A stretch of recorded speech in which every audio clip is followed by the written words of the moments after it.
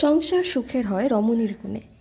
এই কথাটা আমরা ছোট থেকে শুনে থাকলেও কথাটা পুরোপুরি সত্যি নয়। সংসার সুখের করে তুলতে হলে একজন পুরুষকেও সমান গুণে গুণী হতে হয়। ঠিক যেমন আমার বর নিজের হাতে আজ দায়িত্ব তুলে নিয়েছে যে এই বর্ষার দিনে সে আমায় গোবিন্দভোগ চালের খিচুড়ি খাওয়াবে। বাঙালি বরাবরই ভোজন রসিক, আর এই খিচুড়ি তাদের কাছে ইমোশন।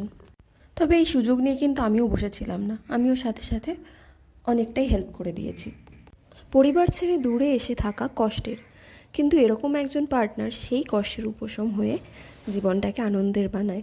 সারাদিন অফিসের খাটনির পর সে শুধু আমার মুখে হাসি ফোটানোর জন্য আবার ঢুকে পড়ে রান্নাঘরে। আগেকার সমাজের থেকে কিন্তু অনেকটা বদল হয়েছে আমাদের সমাজের, যেখানে শুধুমাত্র আমরা মেয়েরাই ঘরের কাজে ইনভলভ থাকি না, আমাদের সাথে আমাদের হাজব্যান্ডরাও খুব ভালোভাবে কাঁধে কাঁধ মিলিয়ে চলে।